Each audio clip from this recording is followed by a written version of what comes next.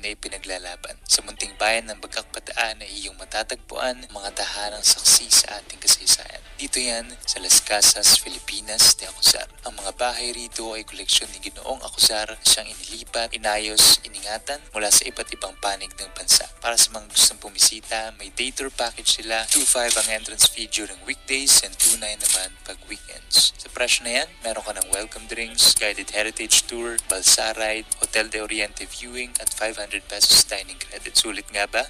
Nasa sayo na yan. May mga jeepney sila na umiikot para maikot mo ang lugar. Una sa listahan ay ang guided heritage tour. Papasyal kayo sa mga lumang bahay na puno ng kwento. Una na dyan ay ang Casa Binyan na siyang itinayo ng mga Alonzo, pagmamayari ng pamilya ng ating pambansang bayani na si Jose Rizal. Casa Quiapo na siyang naging tahanan ng mga sikat na pintor at iskultor na sina Fernando Amorsolo, Guillermo Tolentino at Carlos Botong Francisco. Casa Lubao na naging tahanan ng ninuno ni Ginoong Acuzar. Ito rin ang nagsisilbing activity center nila kung saan pwede ka rin sumakay ng balsa. Casa Luna na pagmamayari ng tiyuhin nila Juan at Antonio Luna. Ay papakita sa bahay na ito kung paano mamuhay mga aliping sa gigilid dahil hindi sila maaaring pumasok sa loob ng bahay. May sarili silang daanan sa gilid ng bahay na kung tawagin ay volada. May kita rin dito ang mga antigong kagamitan kabilang na lamang ng sinaunang plancha na kung tawagin ay Prince sa Tibaa na siyang ginagamit ng mga aliping na mamahay at ang isang damit nga ay umaabot lang naman ng 4 na oras bago maplansya. Pagtapos ng tour ay kumain na rin tayo sa kusina ni Maria. Classic Filipino dishes ang inahain nila rito katulad nitong pork halang-halang, inasal at iba pa. Dito mo din magagamit yung 500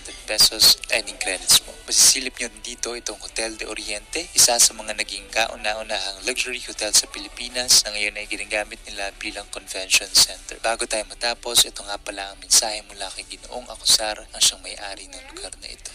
May dating at puso kapag pinagsama-sama. Gumaganda kapag nabibihisan, ngunit pumapangit kapag ito ay napapabayaan. Bawat bahay may damdamin at karakter, may pera sa bulok sa pagkalinga sa ating kalikasan at kapaligiran. And once again, this is Las Casas, Filipinas de Acuzar. Our